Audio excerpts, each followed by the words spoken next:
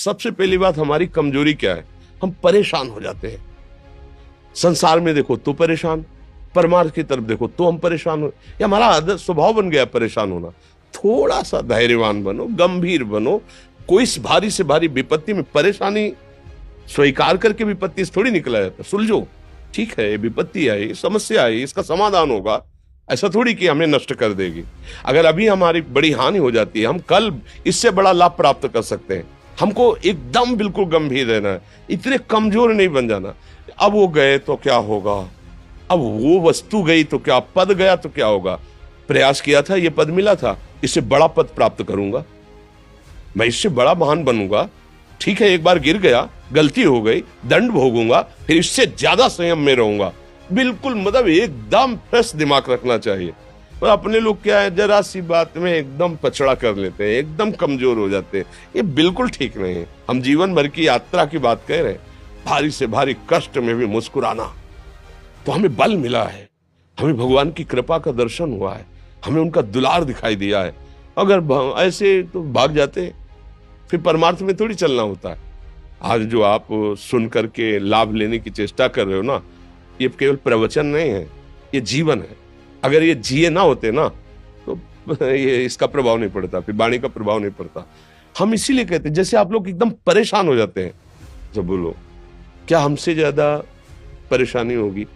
दोनों किडनी खराब, दवाई लाने के लिए पैसे नहीं, पानी रखा है हम उठ के पी नहीं सकते, भीषण शरीर में कष्ट, भीषण बुखार, क्योंकि किडनी फेल, जरा में बुखार, खाने को क्या, रोटी मांग के लाओ। अगर वहां सब्जी मिलती तो लाल मिर्च ऐसी पड़ के मिलती थी कि वो पा नहीं सकते थे। आप सोचो, पानी लाना है तो मुझे लाना है, पीना है तो मुझे पीना है। अगर मैं हारता तो कहां पहुंच जाता, क्या स्थिति होती? नहीं, मरना है, पर कदम पीछे। कोई दिन ऐसा नहीं जिस दिन सेवा ना की हो, जिस दिन सेवा ना गए हो। गुरु जी की सेवा में जाना है, पहले अपने को स्वस्थ साबित करना है, नहीं वो सेवा नहीं लेंगे। तुम बीमार हो, तुम कष्ट में, वैसे उनकी दृष्टि बड़ी शांत है, उनकी सेवा की, आके लेट गए। फिर हिम्मत की, अपनी श्री जी की सेवा की, मधुकरी नहीं गए, 3-4 दिन भोजन नहीं गए, पर सेवा नहीं छोड़ा, दिनचर्या नहीं छोड़ी। और उसका प्रधान कारण संयम, ब्रह्मचर्य, भगवत आश्रय, नाम जप, कभी हारने नहीं दिया। अभी भी थोड़ी देर बाद डायलिसिस शुरू हुआ। हारने, आपको हारे हुए नजर आ रहे हैं? शरीर में पीड़ा है, किडनी फेल है, ऐसा थोड़ा हम स्वस्थ बैठे हैं, पीड़ा है, बार बार प्यास लगती है, थोड़ा थोड़ा पानी मिलता है, लेकिन हम आनंदित हैं, हम प्रसन्न हैं। हम लड़ाई में हारे नहीं हैं, ना हारेंगे, हम जीत चुके हैं। हम अपने मालिक के भरोसे में अपना सब बात, तो वो ये हम अपनी बड़ाई नहीं बता रहे, हम आपको बता रहे समस्या। सोचो, तुम्हारे पास तो माँ है, भाई है, बहन है, परिवार है, कोई ना कोई तो है ना।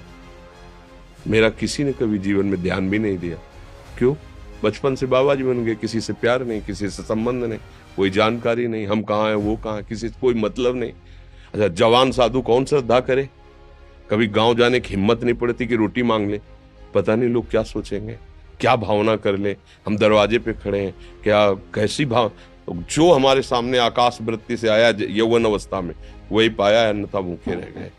जब हम हर समय अपने को विवेक के द्वारा सावधान रखे, तो हम कभी निराश नहीं हुए, कभी उदास नहीं हुए, कभी ऐसा नहीं लगा कि यार हम दुखी, कभी नहीं लगा।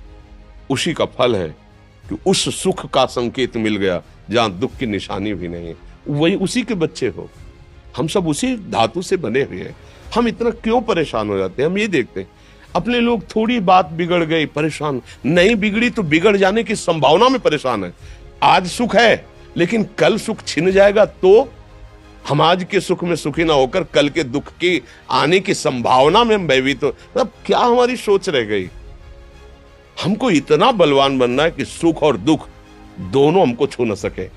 भारी से भारी सुख की व्यवस्था है तो अहंकार नहीं, हर्षित होकर किसी का अपमान न करे कि हम धनी, हम पदाधिकारी, अमुक। भारी से भारी दुख आया तो हमें किसी के सहयोग की जरूरत नहीं, हम फिर अपने कदम बढ़ाएंगे, हम फिर जुड़ी हुई अपनी भावनाओं को सजाएंगे। मस्त जीवन एकदम। तुम अविनाशी के बच्चे हो। शेर का बच्चा भेड़ों के बीच में फंसकर म्यों म्यों बोल रहा है, बस अगर दहाड़ना सीख जाए तो कोई भी उसे परास्त नहीं कर सकता। ऐसे भगवद अंश, तू प्रपंच में फंसकर अपने को इतना दीन क्यों देख रहा है? तू ऐसा है कि भगवान के दिव्यास्त्र में भी ताकत नहीं तेरे को मार सके। तू अविनाशी का अविनाशी बच्चा है, विनाशी भोगों को, विनाशी शरीर को मैं मान के इतना भयभीत, इतना दुख ठीक नहीं। ये सबके लिए, केवल एक के लिए नहीं। आप समझो, आप लोग सोचते हैं हम गृहस्थ होकर भला ऐसी स्थिति कैसे। जनक जी सुखदेव जी के गुरु हैं और राजा हैं, महल है, रानियां हैं, नौकर है, चाकर। क्या सुखदेव जी जिनके शरीर में लंगोटी भी नहीं है, दिगंबर, परमहंस, परमहंस के गुरु है जनक जी जो राजा हैं। समझो आप ऐसा ना सोचे कि हम नौकरी कर रहे हैं, हम संसार में, हम गृहस्थ हैं, हम अध्यात्म की ऊंचाई पर नहीं चढ़ सकते। नहीं, आप एक सरकारी नौकरी या आप किसानी या व्यापार करते हुए आप एक अध्यात्म की ऊंचाई में चढ़ सकते हैं। और अध्यात्म ही है जो तुम्हें इस माया के दुख सुख से ऊपर उठा सकता है। दूसरा, चाहे जितनी संपत्ति आ जाए, आप सुखी नहीं हो सकते।